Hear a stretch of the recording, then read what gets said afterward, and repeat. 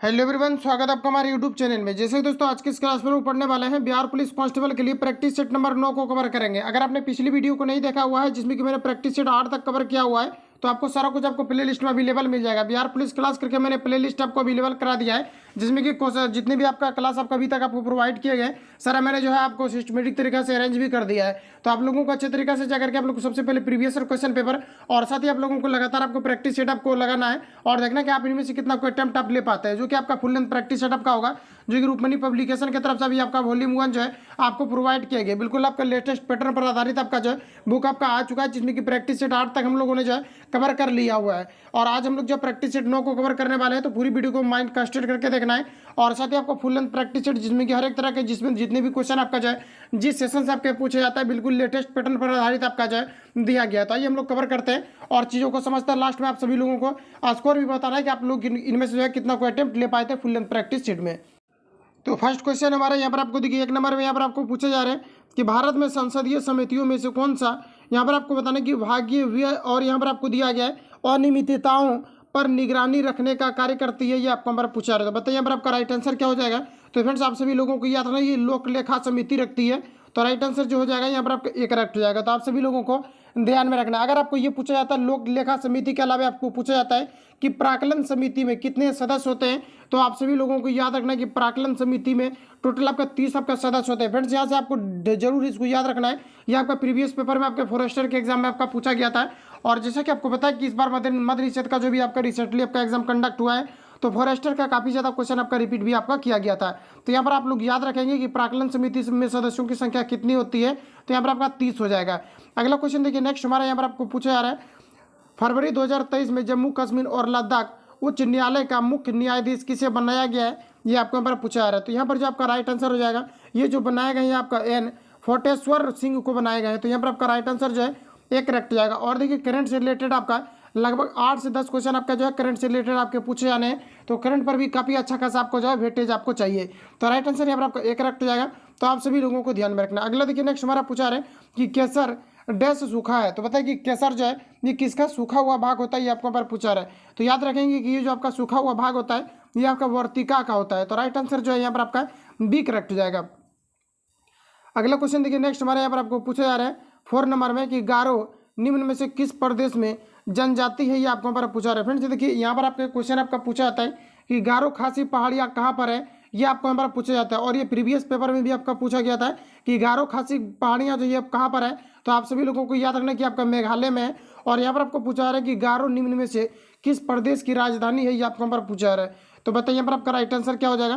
तो आपका यहाँ पर हो जाएगा त्रिपुरा। क्या हो जाएगा। तो यहाँ पर आपका त्रिपुरा जो है यहाँ पर आपका राइट आंसर हो जाएगा। गारो के बारे में पूछा रहे गारो निम्न में से किस प्रदेश की जनजाति है, सॉरी जनजाति के बारे में पूछा रहे। तो यहाँ पर जो आपका राइट आंसर हो जाएगा ऑप्शन यहाँ पर आपका डी करेक्ट हो जाएगा। तो आप सभी लोगों को ध्यान में रखना। अगला हमारा देखिए पूछा रहे किस राज्य में सर्वाधिक चंदन के वृक्ष पाए जाते हैं, ये आपको यहाँ पर पूछा रहे। इंपोर्टेंट क्वेश्चन है, क्वेश्चन मार्क आप लोगों को कर लेना ये क्वेश्चन में। तो यहाँ पर जो आपका राइट आंसर हो जाएगा ये आपका यहाँ पर कर्नाटक हो जाएगा। तो आप सभी लोगों को याद रखना। और यहाँ पर आपको पूछा जाता है कि कॉफी उत्पादन में सबसे अग्रणी राज्य कौन सा है, तो ये भी आपका यहाँ पर जो है कर्नाटक हो जाएगा। तो राइट आंसर यहाँ पर आपका जो है डी करेक्ट हो जाएगा। अगला देखिए नेक्स्ट क्वेश्चन हमारा पूछा जा रहा है choose the active voice of the following sentence. तो फ्रेंड्स एक्टिव और जो आपके जो एक्टिव सॉरी आपके जो वॉइस आपका एक्टिव वॉइस आपको दिया रहता है, जैसे यहाँ पर आपको पैसिव वॉइस आपको बनाना रहता है, इससे डेफिनेटली आपका क्वेश्चन आता है। और प्रत्येक सेट में लगभग अगर देखा जाए तो ये क्वेश्चन आपका जो है दिख रहा है। तो कहीं ना कहीं इस पर भी आपको जो है ज़्यादा से ज़्यादा आपको प्रैक्टिस कर लेना है। और यहाँ पर देखिए आपको क्या पूछा रहे कि choose the active voice of the following sentence. तो यहाँ पर आपको दिया गया कि he was scolded why the teachers. तो यहाँ पर आपको बताना राइट आंसर यहाँ पर आपका क्या हो जाएगा। तो यहाँ पर जो आपका करेक्ट आंसर हो जाएगा ये आपका हो जाएगा द टीचर स्कॉल्डेड हिम। तो इसी का यहाँ पर आपका क्या हो जाएगा पैसिव वॉइस ही स्कॉल्डेड, यहाँ पर आपका जगह he was scolded by the teacher. तो राइट आंसर यहाँ पर आपका जो है डी करेक्ट हो जाएगा। अगला देखिए नेक्स्ट क्वेश्चन हमारे यहाँ पर आपको पूछा जा रहा है कि यहाँ पर आपको दिया गया है कि translate the following sentence into English. तो यहाँ पर आपको दिए गए एवरेस्ट संसार की सबसे ऊंची चोटी है। तो बताइए यहाँ पर आपका राइट आंसर क्या हो जाएगा। 4 ऑप्शन आपके सामने दिए गए, सभी प्रश्नों में आपको जो क्वेश्चन को अटेम्प्ट लेने का भी कोशिश करना है। अगला हमारा यहाँ पर जो आपका राइट आंसर हो जाएगा ये आपका यहाँ पर हो जाएगा Everest is the highest peak in the world. क्या हो जाएगा Everest is the highest peak in the world. तो राइट आंसर यहाँ पर आपका जो है बी करेक्ट हो जाएगा। अगला देखिए पूछा रहे कि choose the correct suffix in the following sentence. यहाँ पर आपको बताना है that V is really harm, तो यहाँ पर आपको बताना कि इसके लिए यहाँ पर आपका कौन सा प्रीफिक्स का सफिक्स का यूज होगा, ये आपको हमारा पूछा रहा है। तो बताइए हार्म के लिए कौन सा यहाँ पर आपका जो सफिक्स का यूज होगा। तो फ्रेंड्स याद रखना हार्म के लिए जो यहाँ पर आपका हो जाएगा लेस हो जाएगा, यानी कि हो जाएगा आपका that B is really harmless. तो राइट आंसर यहाँ पर आपका जो है डी करेक्ट हो जाएगा। अगला पूछा रहा है कि choose the correct prefix in the following sentence. तो यहाँ पर आपको प्रीफिक्स बताना है। तो कोई भी वर्ड अगर किसी वर्ड के अगर पहले लगता है तो इसे प्रीफिक्स कहा जाता है, और लास्ट में लगता है तो इसे सफिक्स के नाम से जाना जाता है। तो यहाँ पर आपको बताना कि ही इज डैश, यहाँ पर बताना कि जो यहाँ पर आपको दिया गया रेगुलर इन द क्लास। तो यहाँ पर बताना कि राइट आंसर यहाँ पर आपका क्या हो जाएगा। तो यहाँ पर आपका हो जाएगा ई आर, क्या हो जाएगा यहाँ पर आपका हो जाएगा E R regular in the class. तो राइट आंसर यहाँ पर आपका जो है सी करेक्ट हो जाएगा, तो ध्यान में रखेंगे। अगला हमारा देखिए नेक्स्ट क्वेश्चन यहाँ पर आपको पूछा जा रहा है 10 नंबर में बताना है कि चूज द करेक्ट स्पेलिंग। तो बताइए कि रिसीव का यहाँ पर कौन सा करेक्ट स्पेलिंग होगा। तो फ्रेंड्स याद रखना कि रिसीव के लिए आपका RECIE भी आपका होता है। तो यहाँ पर अगर करेक्ट आंसर की बात करें, ऑप्शन यहाँ पर आपका ए में दिया गया RECEIVE रिसीव। तो राइट आंसर यहाँ पर आपका जो है ए करेक्ट हो जाएगा। अगला देखिए नेक्स्ट क्वेश्चन हमारा पूछा रहे कि शब्द यहाँ पर आपको दिया गया डिजाइन के अक्षरों को अलग अलग कितनी तरह से क्रमबद्ध किया जा सकता है कि कोई व्यंजन दो में से किसी भी छोर पर ना हो। तो यहाँ पर आपको बताना है कि इसमें जो व्यंजन यहाँ पर आपको दिया गया वोवेल के अलावा जो कॉन्सोनेंट दिया गया ये आपके किसी भी छोर पर ना है। तो इसको कितने तरीका से व्यवस्थित किया जा सकता है ये आपको यहाँ पर पूछा रहा है। तो यहाँ पर देखिए तरीके आपको अपनाने पड़ेंगे, जैसे कि यहाँ पर आपको कितना दिया गया है। तो देखिए वोवेल की अगर हम लोग बात करें तो 1 2 यहाँ पर आपका वोवेल दिया गया है। तो यहाँ पर आपका क्या हो जाएगा, तो आपका 2 फैक्टोरियल हो जाएगा। और इसके अलावा हम लोग यहाँ पर अगर 2 को अगर माइनस कर देते हैं तो यहाँ पर आपका कितना बच रहा है, तो आपका 4 बच रहा है। तो यहाँ पर आपका 4 आपका फैक्टोरियल हो जाएगा। और ये आपका 2 × 1 × आपका फिर आपका 4 को घटते क्रम में आपको लास्ट तक लिखना है। यहाँ पर आपका कितना हो जाएगा, तो 3 × 2 × यहाँ पर आपका हो जाएगा, फिर आपका 1 हो जाएगा। अब इसको आप गुना कर सकते हैं, 3 दूना 6 6 6 24 24 दूना आपका कितना हो जाएगा 48, जो कि ऑप्शन नंबर यहाँ पर आपको डी में दिया गया है। तो राइट आंसर यहाँ पर आपका जो है डी करेक्ट हो जाएगा। अगला हमारा देखिए पूछा है कि 2 अंकों वाली एक संख्या में दहाई तथा स्थान वाला अंक स्थान वाले अंक का 2 गुना हो जाए। तो यहाँ पर आपको बताना है कि इस संख्या का मूल और अंकों का व्युत्क्रम करने पर प्राप्त संख्या का योग 99 है। तो संख्या के बारे में बताना है कि यहाँ पर आपका कौन सा संख्या होगा। तो चलिए हम लोग इसको जो है सॉल्व करते हैं। तो जैसा कि यहाँ पर आप लोग देख पाए कि यहाँ पर आपको जो क्वेश्चन आपको पूछा रहे कि 2 अंकों वाली एक संख्या है जिसमें कि कहा जा रहा है कि 2 अंकों वाली कोई संख्या है। तो सबसे पहले आपको क्या करना चाहिए कि आपको इकाई और दहाई आपको अंक मान करके चलना है। तो जैसे कि सपोज कीजिए कि मान लिया जाए कि एक आपका क्या है, तो आपका इकाई अंक है, और दूसरा मान लेते हैं कि एक्स आपका क्या है, तो दहाई अंक है। ठीक है, तो इतना आपको मान करके चलना है। और उसके बाद अगर बात किया जाए कि यहाँ पर आपका जो प्रश्न से यहाँ पर आपको कहा जा रहा है कि 2 अंकों वाली एक संख्या में दहाई स्थान वाला अंक इकाई स्थान वाले अंक क्या क्या है, तो 2 गुना है। तो यहाँ पर आपका क्या हो जाएगा, तो यहाँ पर आपका हो जाएगा 2x + 1, क्या हो जाएगा 2x, और प्लस क्या हो जाएगा यहाँ पर आपका x हो जाएगा। तो चूंकि दोनों को हमें योग करना है, और जो आपके दहाई वाला होता है और इकाई वाला होता है इसमें भी आपको पता नहीं चल रहा होगा कि कौन सा है, तो कोई भी आप एक जो है इसमें मान सकते हैं। अब यहाँ पर आपको कहा जा रहा है कि 2 गुना किया जा रहा है, तो हम लोग 2x कर दिए हुए हैं, और चूंकि संख्या आपका कंबाइंड है मतलब एक साथ आपका है, तो आपका 2x + आपका 1 हो जाएगा। कहा जा रहा है कि इस संख्या और मूल संख्या के अंकों का व्युत्क्रम करने पर प्राप्त संख्या का योग कितना है 99। तो देखिए यहाँ पर आपका क्या है कि ये जो आपका इकाई आपका ये जो है आपका इकाई और ये आपका दहाई, तो दहाई बनाने के लिए इसमें यहाँ पर आपको क्या करना है 10 से आपको गुना कर देना है। ऐसा रूल आपका है, और 10th में आपने शायद से कि आपका आपने पढ़ा भी होगा कि इसमें क्या होता है कि आपका जो है आपका गुना हो जाता है। अब देखिए कहा जा रहा है यहाँ पर आपका कि दोनों संख्या का योग क्या होगा। इस प्रकार से आपका क्या है कि 2 बार आपको ऐड करना है, क्योंकि दोनों संख्या के बारे में पूछा रहे। तो यहाँ भी आपका हो जाएगा 10, और यहाँ पर आपका कितना हो जाएगा 2x + यहाँ पर आपका x हो जाएगा, और बराबर आपको कितना करना है 99, चूँकि यहाँ पर आपको 99 दिया गया। इसको आप लोग सॉल्व कीजिए आराम से, इसका आंसर आपका आ जाएगा। और इसका जो आपका आंसर आएगा यहाँ पर आपका जो हो जाएगा ऑप्शन यहाँ पर आपका करेक्ट हो जाएगा। तो आप जो है आप लोग खुद चीज़ को जो है सॉल्व कर सकते हैं। यहाँ पर आपका आंसर 63 आपका होगा, राइट आंसर यहाँ पर ये जो है राइट हो जाएगा। अगला क्वेश्चन है नेक्स्ट, यहाँ पर आपको देखिए पूछा है यदि x + y = 3 और x × y बराबर जो है 2 हो, तो यहाँ पर आपको बताना कि x³ - y³ का वैल्यू क्या होगा, ये आपको हमारा पूछा रहे। तो बताइए यहाँ पर आपका राइट आंसर क्या हो जाएगा। और ये सभी प्रश्न जो है लगभग जितने भी आपका मैथमेटिक्स से आपका पूछा जा रहा है ये कहीं ना कहीं आपको जो है ऑलरेडी आपको पता भी होना चाहिए, क्योंकि इस प्रकार के क्वेश्चन जो है हर एक बार आपके पूछे जाते हैं। तो यहाँ पर आपको देखिए जिस प्रकार से आपको क्वेश्चन आपको दिया गया है, यहाँ पर आपको सिंपली क्या करना है कि इसका फॉर्मूला का आपको यूज करना है। फॉर्मूला क्या होता है, तो यहाँ पर जो आपका फॉर्मूला हो जाएगा ये आपका x³ - y³ बराबर आपका फॉर्मूला होता है x - y का होल क्यूब, अब प्लस यहाँ पर आपका क्या हो जाएगा, तो 3xy, और ब्रैकेट बंद करके आपको x - आपको y करना है। अब देखिए यहाँ पर आपको वैल्यू x + y का दिया गया है, तो आप सभी लोगों को क्या करना है कि x + y का वैल्यू दिया गया है, और यहाँ फार्मूला में आप लोग देख पाएंगे एक्स माइनस आपका जो है वाई आपका हो जा रहा है। तो आप सभी लोगों को क्या करना है कि सिंपली आपको सबसे पहले तो एक्स माइनस वाई का हमें वैल्यू निकालना है। तो आप सभी लोगों को ये करना है कि जैसे कि सपोज कीजिए एक्स और माइनस हम लोग वाई का अगर होल स्क्वायर करके अगर निकालते हैं, इसका फॉर्मूला होता है आपका क्या होता है, ये आपका हो जाता है ए स्क्वायर प्लस आपका क्या हो जाता है बी स्क्वायर और प्लस यहाँ पर आपका क्या हो जाएगा 2xy। अब देखिए एक्स माइनस वाई का यहाँ से आपका वैल्यू आपका निकल जाएगा। देखिए यहाँ पर आपको क्या करना है कि एक्स प्लस वाई का देखिए यहाँ पर आपको वैल्यू आपको दिया गया है। कहाँ पर दिया गया, तो यहाँ पर देखिए एक्स प्लस वाई का वैल्यू दिया गया। तो आपको क्या करना है कि यहाँ जैसे एक्स प्लस आपको वाई दिया गया, तो इस पर आप लोगों को वैल्यू जो है यहाँ पर आपको पुट करना है। अब देखिए पुट आपको कैसे करना है, तो आपको सिंपली क्या करना है कि इसका अंदर रूट कर दीजिए और यहाँ से इसको आपको खत्म कर देना है। उसके बाद इसको अगर हम लोग यहाँ पर सॉल्व करेंगे तो चूंकि एक्स प्लस वाई का आपका अंदर रूट में क्या हो जाएगा, आपका होल स्क्वायर दिया गया। तो इसको भी क्या करना है आपको एक बार और आपको लिखना है। इसको आपको क्या करना है कि जैसे कि आपका क्या हो जाएगा एक्स प्लस आप वाई का होल स्क्वायर और माइनस अगर आप लिखेंगे 4xy, तो देखिए सेम टू सेम इसको अगर तोड़ेंगे तो ये आपको ऊपर वाला आपका पुर जाएगा। तो इतना आपको खुद से आपको जो है दिमाग भी आपको लगाना पड़ेगा। और उसके बाद सिंपली आपको एक्स प्लस वाई का वैल्यू रख देना है 3, तो 3 आपका 9 हो जाएगा। इस प्रकार से आप निकालेंगे तो एक्स माइनस वाई का आपका वैल्यू फाइनली आपका निकल जाएगा। उसके बाद देखिए जब आपका एक्स माइनस वाई का अगर आपका वैल्यू आप निकालते हैं तो एक्स माइनस वाई का आप सिंपली आप क्या करेंगे वैल्यू इसका निकाल लेंगे। तो एक्स माइनस वाई का जो आपका वैल्यू आएगा ये आपका 1 आ जाएगा। आप लोग सॉल्व कर लेना। तो एक्स माइनस वाई का वैल्यू आपका कितना आ गया, आपका 1 आ गया। उसके बाद देखिए यहाँ पर आपको क्या करना है कि जैसे कि आपका एक्स क्यू आपका हो गया और माइनस वाई क्यू, इसका जो आपका फॉर्मूला आपका फाइनली आपका निकलेगा यही आपसे पूछा जा रहा है। तो ये आपका हो जाएगा एक्स माइनस आपका कितना हो जाएगा, तो एक्स माइनस आपका वाई का क्या हो जाएगा, तो आपका सॉरी आपका कितना हो जाएगा इसका, तो आपका एक्स माइनस वाई का आपका जो है यहाँ पर आपका होल क्यू हो जाएगा और माइनस आपका जो है 3xy और यहाँ पर आपका जो हो जाएगा एक्स माइनस आपका वाई हो जाएगा। तो इस पर आपको एक्स माइनस वाई का वैल्यू आपको रख देना है और जहाँ पर आपका 3xy है यहाँ पर आपको क्या करना है कि 2 रख देना है। ये 3 इंटू आपका कितना हो जाएगा 2। तो इसका फाइनली आप लोग जो आराम से इसको सॉल्व कर सकते हैं। पूरा मैंने आपको हिंस कर दिया हुआ है और मैथमेटिक्स में जो हम सिर्फ हिंस करेंगे, बाकी आप लोगों को खुद से सॉल्व करना है। जो काफ़ी ज़्यादा जटिल रहेगा उसको स्टेप लेकर के जो है सॉल्व कर दिया जाएगा। तो यहाँ पर जो आपका राइट आंसर आ जाएगा ऑप्शन यहाँ पर आपका बी करेक्ट हो जाएगा। अगला हमारा पूछा रहा है कि किसी त्रिभुज के 3 कोण यहाँ पर आपको दिया गया है 69, 110 और 75 है, तो चतुर्भुज के चौथे कोण का मान क्या होगा, ये आपको यहाँ पर पूछा रहा है। सिंपल है, इन तीनों को जोड़ करके और चतुर्भुज में टोटल कितना होता है 360, इन तीनों को जोड़ करके 360 में आप लोगों को माइनस करके आंसर निकाल लेना है। अगला हमारा देखिए नेक्स्ट क्वेश्चन पूछा रहा है, ये रुपये यहाँ पर आपको दिया गया है 53 रुपये।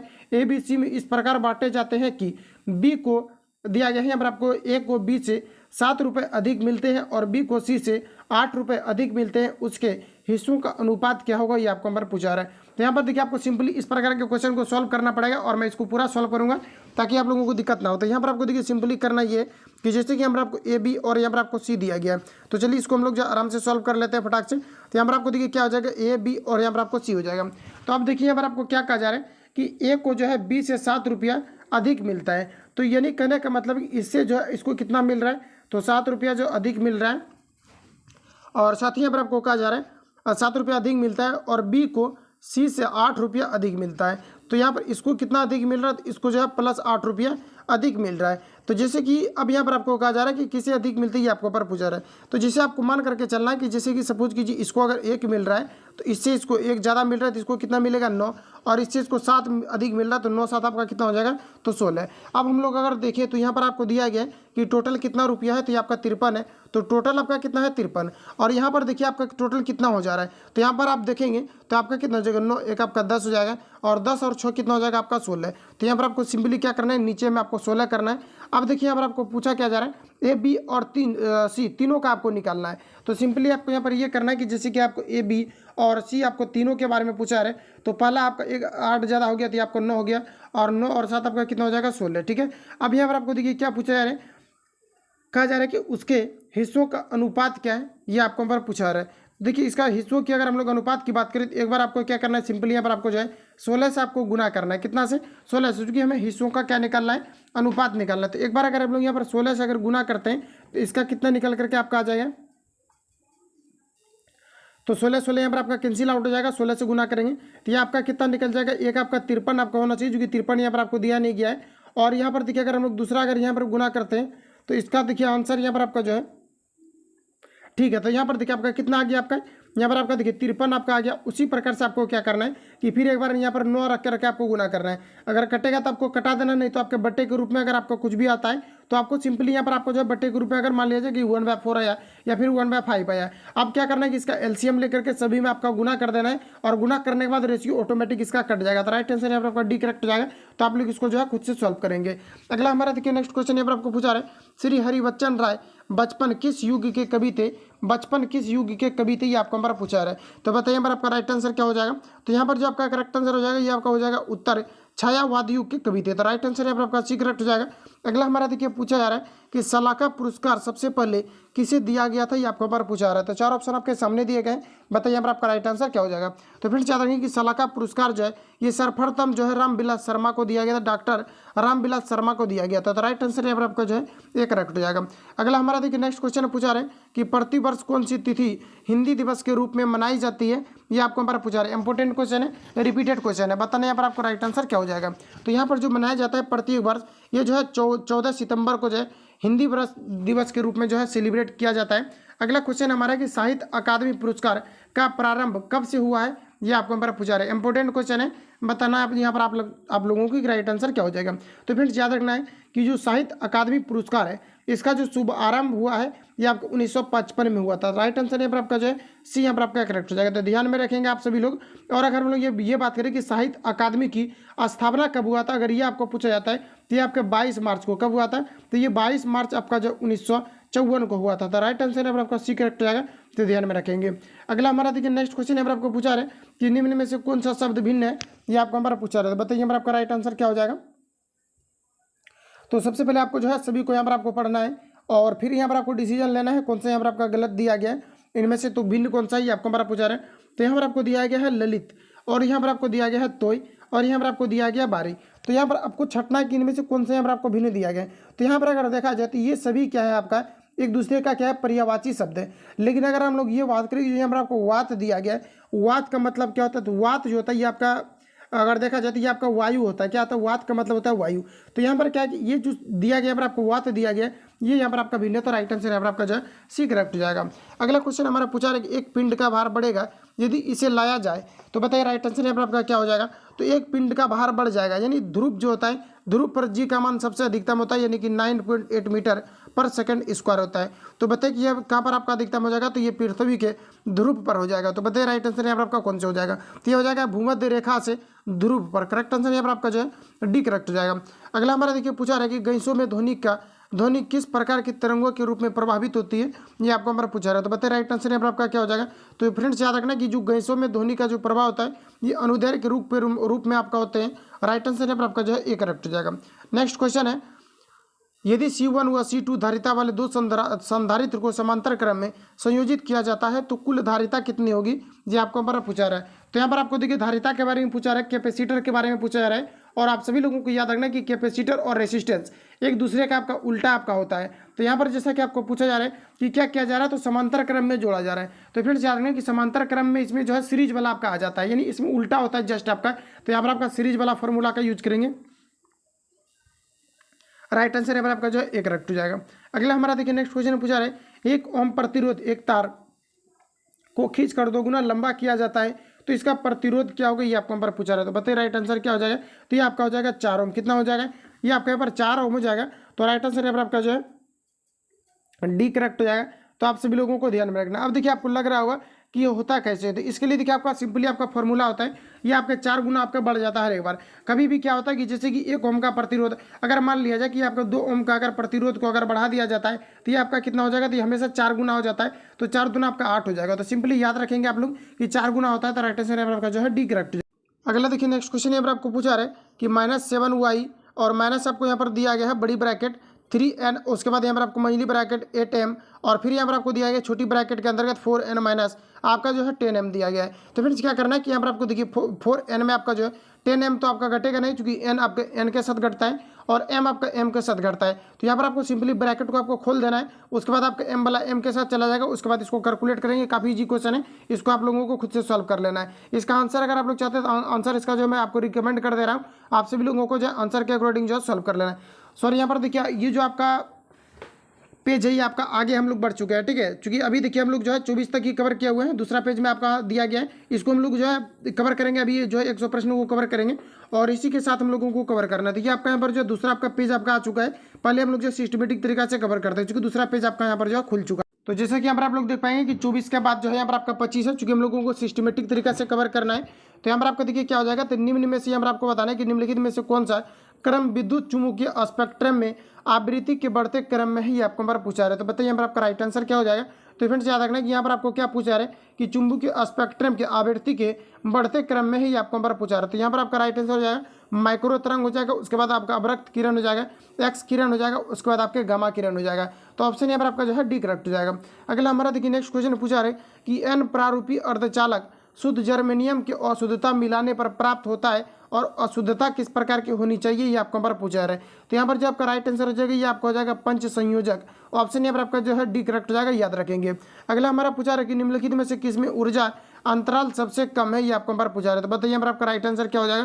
तो ये आपका यहाँ पर हो जाएगा सुचालक। सुचालक में ऊर्जा अंतराल सबसे कम होता है। अगला हमारा देखिए नेक्स्ट क्वेश्चन पूछा रहा है कि जब किसी दर्पण पर अभिसारी प्रकाश किरण पुंज आपतित होती है तो परावर्तन के बाद दर्पण का प्रतिबिंब कैसा बनेगा, ये आपको पर पूछा रहा है। तो फ्रेंड्स याद रखना कि यहाँ पर आपको जो क्वेश्चन आपको पूछा रहा है अभिसारी के बारे में कहा जा रहा है। तो यानी करने का मतलब है कि जब इस पर प्रकाश आएगा तो ये एक जगह क्या करेगा कि आपतित कर देगा, यानी एक जगह ये जो है एब्जॉर्ब करके जमा कर देगा।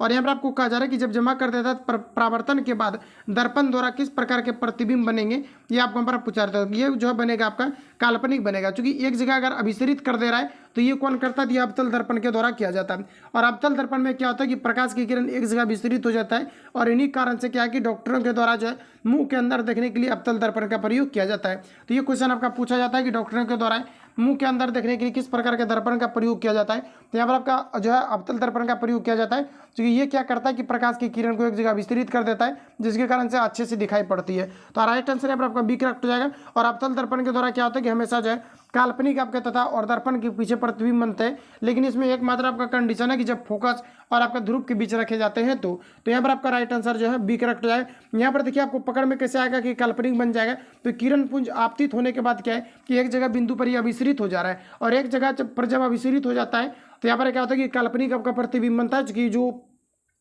ये आपके जो फिगर इसका जो कटता है आपका अवतल दर्पण में ये आपका फोकस और आपके पोल के बीच करते हैं। तो राइट आंसर यहाँ पर आपका जो है बी करेक्ट हो जाएगा। अगला हमारा देखिए नेक्स्ट क्वेश्चन पूछा रहा है उत्तल दर्पण से बना किसी वस्तु का बिंब बताना है, यहाँ पर आपको किस प्रकार का होता है। तो इसमें हमेशा आभासी होता है और राइट आंसर यहाँ पर आपका जो है ए करेक्ट हो जाएगा। अगला हमारा देखिए नेक्स्ट क्वेश्चन पूछा रहा है कि निम्न में से कौन सा सही है, ये आपको यहाँ पर पूछा रहे थे। बताइए कि यहाँ पर आपका राइट आंसर क्या हो जाएगा। तो फ्रेंड्स याद रखना कि जो म्यू बराबर आपका फॉर्मूला होता है ये आपको 1 बाय आपका साइन सी होता है। तो आप सभी लोगों को माइंड में फिट कर लेना है कि म्यू बराबर क्या होता है, 1 बाय आपके साइन सी होते हैं। अगला देखिए नेक्स्ट क्वेश्चन पूछा रहे कि भोपाल गैस त्रासदी निम्नलिखित में से किस गैस के रिसाव के कारण हुई थी, ये आपको यहाँ पर पूछा रहे। तो बताइए यहाँ पर आपका राइट आंसर क्या हो जाएगा। तो यहाँ पर जो आपका करेक्ट आंसर हो जाएगा ये आपका मिथाइल आइसोसाइनेट हो जाएगा। क्या हो जाएगा, मिथाइल आपका आइसोसाइनेट हो जाएगा। तो राइट आंसर यहाँ पर आपका जो है सी करेक्ट हो जाएगा। आप सभी लोग को याद रखेंगे। अगर आपको ये पूछा था कि भोपाल गैस जो त्रासदी हुआ था ये आपका कब हुआ था, तो आपका 1984 में हुआ था। डेट भी कभी कभी आपके पूछ दिए जाते हैं, तो आप सभी लोगों को याद रखना है यूनियन कार्बाइड नामक एक कंपनी था जहाँ से कि आपका जो है मिथाइल आइसोसाइनेट का रिसा हुआ था, जो कि 1984 में। इतने फैक्ट को आप सभी लोगों को याद रखना है। अगला हमारा देखिए पूछा रहे कि निम्नलिखित में से वो कौन सा अम्ल है जो मूलतः कार्बनिक नहीं होता है, ये आपको हमारा पूछा रहा है। तो बताइए राइट आंसर क्या हो जाएगा। तो ये आपका सल्फ्यूरिक अम्ल हो जाएगा। सल्फ्यूरिक अम्ल का आपका सूत्र होता है H2SO आपका 4 होता है, जो कि आपके कार्बनिक आपके नहीं होते हैं। तो राइट आंसर आपका जो है बी करेक्ट हो जाएगा। अगला हमारा देखिए नेक्स्ट क्वेश्चन पूछा रहे शर्करा या मंड के किण्वन से प्राप्त होता है। तो बताइए यहाँ पर आपका राइट आंसर क्या हो जाएगा। तो पूछा है कि शर्करा या मंड के किण्वन से प्राप्त होता है। तो बताइए यहाँ पर आपका इससे जो है क्या प्राप्त होता है। तो फिर इससे जो है आपका एथेनॉल आपका प्राप्त होता है, जिसे कि यहाँ पर हम लोग जो है C2H5OH के नाम से जानते हैं। राइट आंसर यहाँ पर आपका एक करेक्ट हो जाएगा। और यहाँ से क्वेश्चन आपका पूछा जाता है कि शर्करा या मंड को किण्वन की प्रक्रिया को प्रदर्शित या किण्वन कराने के लिए किस प्रकार के एंजाइम का प्रयोग किया जाता है। तो यहाँ पर आपका इन्वर्टेज और जाइमेज एंजाइम का प्रयोग किया जाता है। ये आपका प्रीवियस पेपर में आपका पूछा गया था, तो आप सभी लोगों को ध्यान में रखना है। जहाँ पर मैं प्रीवियस पेपर आपको रिपीट करूंगा वो क्वेश्चन आपको क्वेश्चन मार्क करके आपको जो है याद कर लेना है, क्योंकि प्रीवियस पेपर में काफ़ी ज़्यादा क्वेश्चन कुछ आपका ऐसे क्वेश्चन है जहाँ से कि डेफिनेटली आपका रिपीट किया जाता है। राइट आंसर यहाँ पर आपका जो है एक करेक्ट है इसलिए मैंने पहले आपको जो अच्छे तरीके से प्रीवियस ईयर क्वेश्चन पेपर को ही कराया हूँ, ताकि आपको ये पता चले कि क्वेश्चन डेफिनेटली आपके आते कहाँ से और प्रैक्टिस सेट किस प्रकार से आपको दिया जाता है। जो भी नए कैंडिडेट होंगे उसको मैंने काफ़ी ज़्यादा रिकमेंड भी किया हुआ है कि यहाँ से आपको जो है लगा लेना है प्रीवियस पेपर सबसे पहले आपको, उसके बाद ही आपको जो है न्यू प्रैक्टिस सेट पर आपको आना है, तभी आपको पता चलेगा डेफिनेटली क्वेश्चन आपके कहाँ से पूछे जाते हैं, किस प्रकार से आपके क्वेश्चन जो है पूछे जाते हैं। अगला हमारा देखिए नेक्स्ट क्वेश्चन है, आपको पूछा जा रहा है आयोडीन और पोटेशियम क्लोराइड के मिश्रण से आयोडीन को अलग किया जा सकता है, तो बताइए कि किससे किया जा सकता है। तो फ्रेंड्स आप सभी लोगों को याद रखना कि आयोडीन और पोटेशियम क्लोराइड के मिश्रण को जो आयोडीन से अलग किया जाता है, इसमें आपका जो ऊर्ध्वपातन विधि के द्वारा किया जाता है। क्योंकि यहाँ पर आपको जो है पोटेशियम क्लोराइड और आयोडीन दिया गया है, इसमें यहाँ पर क्या होता है कि जैसे आयोडीन को अगर अलग करना है तो आयोडीन और यहाँ पर आपका पोटेशियम क्लोराइड दिया है, तो ये क्या होता है कि ऊर्ध्वपातन के गुण को प्रदर्शित करता है। यानी कि किसी भी अगर ठोस को जलाया जाता है, जैसे कि कपूर को अगर जलाया जाता है, तो ये क्या होता है कि बिना द्रव अवस्था में गए सीधे वाष्प में परिवर्तित हो जाता है और पुनः जो भी अशुद्धियाँ रहते हैं वो क्या होंगे, नीचे बढ़ जाएगा। अगर किसी भी चीज़ में अगर जो है आपके कपूर अगर मिल जाता है, तो सपोज कीजिए कि अगर बालू में अगर कपूर मिल जाता है और कपूर को क्या करना है कि हमें वाष्प बन करके उड़ा देना है और बालू जो भी होगा वो आपका पेंदी पर नीचे बैठ जाएगा। और अगर आपको ये पूछा जाता है कि ऊर्ध्वपातन के गुण को कौन कौन से पदार्थ प्रदर्शित करते हैं, तो ये आपका यहाँ पर हो जाएगा आपका नेप्थलीन हो जाएगा, अमोनियम आपका क्लोराइड हो जाएगा और इसके अलावा आपका कपूर हो जाएगा। तो राइट आंसर आपका सी करेक्ट हो जाएगा। तो आप सभी लोगों को ध्यान में रखना है। अगला देखिए नेक्स्ट क्वेश्चन हमारा पूछा जा रहा है साबुनीकरण एक प्रक्रिया है जिसके द्वारा ये बताना यहाँ पर आपको क्या होता है। तो फिर याद रखना कि साबुनीकरण प्रक्रिया में क्या होता है, इससे आपका क्या होता है कि साबुन बनाया जाता है। राइट आंसर है आपका जो है यहाँ पर आपका करेक्ट हो जाएगा। तो आप सभी लोगों को ध्यान में रखना है। अगर आपको ये पूछा जाता है कि साबुन बनाने के लिए किस प्रकार के अम्ल का प्रयोग किया जाता है, तो इसमें जो उच्च वसीय अम्ल का यानी कि सोडियम लवण होता है जिसका कि प्रयोग किया जाता है, यानी कास्टिक सोडा का प्रयोग किया जाता है, जिसे हम लोग जो है साबुन बनाने के रूप में प्रयोग करते हैं। इसके अलावा पूछा जाता है कि जो साबुन यानी जो आपके कड़े साबुन होते हैं, जैसे कि आपका अगर देखा जाए तो आपके कास्टिक आपको पोटास आपको मिला करके कड़े साबुन का निर्माण कराया जाता है। और आपको ये पूछा जाता है कि कौन सा निम्न में से रिएक्शन जो है साबुन के लिए उपयुक्त है, तो आप सभी लोगों को याद रखना है इस प्रकार से आपको दिया रहेगा, वसा दिया रहेगा। इसके अलावा आपका सोडियम आपको हाइड्रोक्साइड दिया रहेगा और प्लस यहाँ पर आपका जो है आपको इन दोनों को मिलाने के बाद आपका क्या बन जाता है, तो ये आपका फाइनली आपका क्या बन जाता है, तो ये आपका जो है साबुन आपका बन जाता है और प्लस आपका क्या हो जाता है, तो आपका ग्लिसरॉल बन जाता है। तो आप सभी लोगों को ये रिएक्शन याद रखना है, यहाँ से डेफिनेटली आपके क्वेश्चन जो है पूछे जाते हैं। अगला क्वेश्चन हमारा नेक्स्ट नंबर आपको देखिए पूछा रहे आर्सेनिक प्रदूषण से क्या होता है, ये आपको बार पूछा रहे। तो बताइए हमारा आपका राइट आंसर क्या हो जाएगा। तो फ्रेंड्स यहाँ पर आपका देखिए क्या पूछा है, आर्सेनिक प्रदूषण से क्या होता है, ये आपको बार पूछा है। तो यहाँ पर आपका राइट आंसर हो जाएगा ये आपका एलर्जी होता है, जिसको हम लोग जो है प्रतिऊर्जारता बोलते हैं। राइट आंसर आपका जो है बी करेक्ट हो जाएगा। अगला हमारा पूछा है कि निम्नलिखित में से कौन परजीवी नहीं है, ये आपको बार पूछा है। तो यहाँ पर आपको बताना है राइट आंसर क्या हो जाएगा। तो परजीवी के बारे में पूछा जा रहा है। तो देखिए फ्रेंड्स यहाँ पर आपका जो राइट आंसर हो जाएगा ये आपका केचुआ हो जाएगा। केचुआ आपका परजीवी आपका नहीं होता है, मच्छर आपका परजीवी होता है, ये दूसरे के सतह से जो भोजन ये ले लेते हैं। मक्खी भी परजीवी के अंतर्गत आता है और यहाँ पर आपको दिया गया है लिनटिक दिया गया है, ये भी आपका परजीवी के अंतर्गत आपके आते हैं। लेकिन केचुआ की अगर हम लोग बात करते हैं आपके परजीवी के अंतर्गत आपके नहीं आते हैं। तो राइट आंसर यहाँ आपका जो है एक करेक्ट हो जाएगा। तो आप सभी लोगों को ध्यान में रखना है। अगला हमारा देखिए नेक्स्ट यहाँ पर आपको पूछा जा रहा है माइकोप्लाज्मा जिस रोग से संबंध है वह निम्नलिखित में से किन अवयवों को प्रभावित करता है, ये आपको हमारा पूछा रहा है। तो यहाँ पर जो आपका राइट आंसर हो जाएगा ये आपका हो जाएगा स्वास्थ्य संबंधी जो है यहाँ पर आपका क्या कहता है स्वास्थ्य संबंधी अवयवों को प्रभावित करता है। अच्छा देखिए माइकोप्लाज्मा के बारे में पूछा रहे, तो माइकोप्लाज्मा आखिर होता क्या है। तो फ्रेंड्स याद रखना कि माइकोप्लाज्मा जो होता है ये क्या करता है, ये आपका मतलब बोल सकते हैं ये क्या करता है कि जो माइकोप्लाज्मा जिससे कि आपका होगा तो इसमें जो ये शोषण करता है, ये क्या होता है कि एक तरह से आप देख पाएंगे कि ये शोषण आपके रोग से आपका संबंधित होता है। मतलब देखिए जनरली अगर देखा जाए तो माइकोप्लाज्मा जिस रोग से संबंधित होता है वह निम्नलिखित में से किस अवयवों को प्रभावित करता है, तो ये जो है शोषण संबंधी रोग हो जाता है। इसलिए यहाँ पर आपको दिया गया शोषण। तो राइट आंसर एक करेक्ट हो जाएगा, ज़्यादा कुछ आपका जो है इससे आपका होता है नहीं। अगला देखिए नेक्स्ट क्वेश्चन हमारा पूछा रहे एक चींटी जिसके अस्तित्व के कारण हर दिशा में वस्तुओं को देख सकती है। तो यहाँ पर आपको बताना कि किस कारण से चींटी जो है हर एक प्रकार के वस्तुओं के यानी आगे पीछे हर एक तरह से वो देख सकती है। तो ये आपका यहाँ पर जो राइट आंसर हो जाएगा ये संयुक्त आंख के कारण से जो है चींटी जो है आपके अगल बगल में भी देख सकती है सीधे के अलावा। अगला देखिए नेक्स्ट क्वेश्चन हमारा पूछा है कि जीवन मंडल सुरक्षित क्षेत्र का उद्देश्य क्या है, ये आपको यहाँ पर पूछा रहा है। तो बताइए राइट आंसर क्या हो जाएगा। ऑप्शन ए में दिया गया कि वन्य उत्पादों का प्रयोग और विकास, ऑप्शन बी में दिया गया कृषि उत्पादों पर प्रयोग और विकास, ऑप्शन सी में दिया गया वन्य भूमि के वनस्पति जात और प्राणी जात का परीक्षण। उपयुक्त में से यहाँ पर आपका जो है सभी राइट हो जाएगा। अगला हमारा देखिए नेक्स्ट क्वेश्चन यहाँ पर आपको पूछा रहे आहार में आयोडीन की कमी से क्या होता है, ये आपको हमारा पूछा रहा है। तो ये सभी को पता होना चाहिए। ये आपका रिकेट्स होता है, राइट आंसर आपका जो है डी करेक्ट हो जाएगा। अगला हमारा पूछा रहा है कि वर्ल्ड फ्लू के वायरस के रूप में भी जाना जाता है।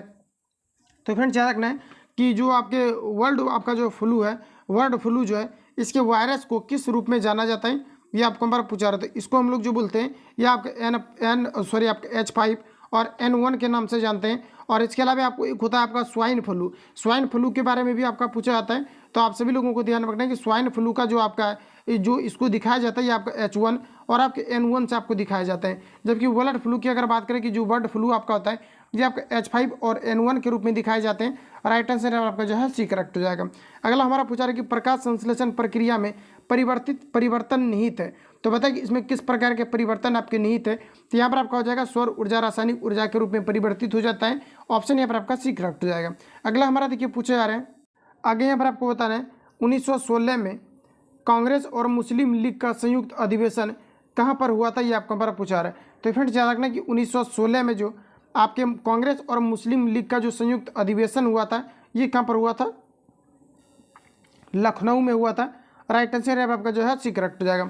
अगला हमारा पूछा रहा है कि निम्न स्थानों में से कौन सा 1857 ईस्वी के विद्रोह का महत्वपूर्ण केंद्र नहीं था, ये आपको हमारा पूछा रहा है। तो यहाँ पर जो आपका राइट आंसर हो जाएगा, ये आपका कानपुर भी रहा था, झांसी और लखनऊ रहा था, आगरा नहीं रहा था। राइट आंसर आपका जो है ये करेक्ट हो जाएगा। अगला हमारा देखिए पूछा रहे कि निम्नलिखित में से कौन 19वीं शताब्दी के भारत में सामाजिक सुधार आंदोलन का अग्रामी था, ये आपको हमारा पूछा रहा है। तो यहाँ पर जो आपका राइट आंसर हो जाएगा, ये आपका राजा राम मोहन राय हो जाएगा। तो ऑप्शन यहाँ पर आपका बी करेक्ट हो जाएगा। तो आप सभी लोगों को ध्यान में रखना है। अगला हमारा देखिए पूछा है एलोरा में सुविख्यात कैलाश मंदिर का निर्माण किस राष्ट्रकूट शासक ने करवाया था, ये आपको यहाँ पर बताने हैं। तो यहाँ पर आपका राइट आंसर जो है कृष्ण आपका 1 हो जाएगा। ऑप्शन ए सी यहाँ पर आपका राइट हो जाएगा। अगला में देखिए नेक्स्ट हमारा यहाँ पर आपको पूछा है कि गुप्त युग का प्रवर्तक कौन था, ये आपको यहाँ पर बताने हैं। तो यहाँ पर जो पूछा रहा है कि गुप्त युग का प्रवर्तक कौन था, तो आपको याद रखना है कि गुप्त जो आपके युग का प्रवर्तक था, ये आपका श्रीगुप्त था। और राइट आंसर यहाँ पर आपका जो है बी करेक्ट हो जाएगा। अगला क्वेश्चन नेक्स्ट यहाँ पर आपको देखिए पूछा है आगे, यहाँ पर आपको बताना है कि लोधी वंश का अंतिम शासक कौन था, ये आपको यहाँ पर बताना है। तो फ्रेंड्स याद रखना है कि लोधी वंश का अंतिम जो शासक था, यह था आपका Ibrahim Lodi. Right answer B हो जाएगा। अगला हमारा है कि विजयनगर साम्राज्य का प्रथम शासक कौन था जिसने पुर्तगालियों के साथ संधि की थी। तो यहाँ पर जो आपका राइट आंसर हो जाएगा, ये आपका हो जाएगा कृष्णदेव राय थे, जो कि विजयनगर साम्राज्य का प्रथम शासक जो थे और पुर्तगालियों के साथ जो संधि किया था, ये कृष्णदेव राय के द्वारा किए गए थे। तो राइट आंसर आपका जो है डी करेक्ट हो जाएगा। तो आप सभी लोगों को ध्यान में रखना है। अगला हमारा देखिए नेक्स्ट क्वेश्चन पूछा रहे आगरा नगर की स्थापना निम्नलिखित में से किसके द्वारा की गई थी, ये आपको हमारा बताना है। तो फ्रेंड्स याद रखना कि आगरा नगर की जो स्थापना किया गया था, ये किनके द्वारा किए गए थे। 4 ऑप्शन आपके सामने दिए गए। पहले क्वेश्चन को आपको अटेम्प्ट लेने का भी प्रयास करना है। तो बताइए यहाँ पर आपका राइट आंसर क्या हो जाएगा। तो आगरा जो नगर है, ये सिकंदर लोधी के द्वारा जो है इसकी स्थापना की गई थी। तो ऑप्शन यहाँ पर आपका डी करेक्ट हो जाएगा। नेक्स्ट क्वेश्चन हमारा कि भारतीय मानक समय की यामियोत्तर रेखा किस राज्य से नहीं गुजरती है, ये आपको हमारा बताना है। तो ये देखिए आंध्र प्रदेश, छत्तीसगढ़, उत्तर प्रदेश से गुजरता है, ये महाराष्ट्र से नहीं गुजरती है। राइट आंसर यहाँ पर आपका जो है सी करेक्ट हो जाएगा। अगला हमारा देखिए नेक्स्ट पूछा रहे कि यहाँ पर आपको दिया गया व्हीलर द्वीप का नया नाम क्या है, ये आपको हमारा पूछा रहा है। डेफिनेटली आपके इस प्रकार के क्वेश्चन आपका पूछा जाता है। जिस प्रकार से अभी आप लोग देख पाएंगे कि पूछा गया था कि आंध्र प्रदेश का नया कैपिटल क्या है, तो ये आपका जो है विशाखापट्टनम है। और यहाँ से क्वेश्चन आपका पूछ दिया गया था मध्य निषेध के एग्जाम में 14 मई को। और यहाँ पर देखिए आपको पूछा रहा है कि जो आपका व्हीलर द्वीप का नया नाम क्या रखा गया है, ये आपको हमारा पूछा रहा था। ये आपका हो जाएगा अब्दुल कलाम द्वीप हो जाएगा। ऑप्शन सी करेक्ट हो जाएगा। नेक्स्ट पूछा रहा है कि निम्नलिखित में से किस अवधि के दौरान बंगाल की खाड़ी में बार बार उष्णकटिबंधीय चक्रवात आते हैं। तो यहाँ पर आपका राइट आंसर हो जाएगा, ये आपका अक्टूबर नवंबर के मंथ में आते हैं। ऑप्शन यहाँ पर आपका सी करेक्ट हो जाएगा। तो फ्रेंड्स आज के इस क्लास में लोग जाए इतना ही प्रश्नों को कवर करेंगे, जो आपका इसमें आपका जितनी भी आपका यानी कि 100 क्वेश्चन को कवर करना था। तो आज के इस वीडियो में इतना ही एंड कर देते हैं। बाकी नेक्स्ट वीडियो में आपको जो है फुल लेंथ आपको प्रैक्टिस शीट मिल जाएगा। और इसमें जितना भी क्वेश्चन आपका बच रहा है, इसको हम लोग जो है नेक्स्ट वीडियो आपको अपलोड कर दिया जाएगा। तो आप लोग जो है देख लेना, ठीक है। क्योंकि जितने भी मैंने आपको ऑलरेडी आपको कवर किया हुआ सारा आपका फुल लेंथ प्रैक्टिस सेट है। लेकिन आज की इस क्लास को हम लोग जो है यहीं पर स्टॉप करता है। बाकी जो लोग चैनल पर नहीं, चैनल को सब्सक्राइब करके बेल आइकन को प्रेस कर लेना, क्योंकि जब भी वीडियो अपलोड होगा तो नोटिफिकेशन पहुंचते रहेगा। मिलते हैं नेक्स्ट वीडियो में, तब तक के लिए जय हिंद, बेस्ट ऑफ।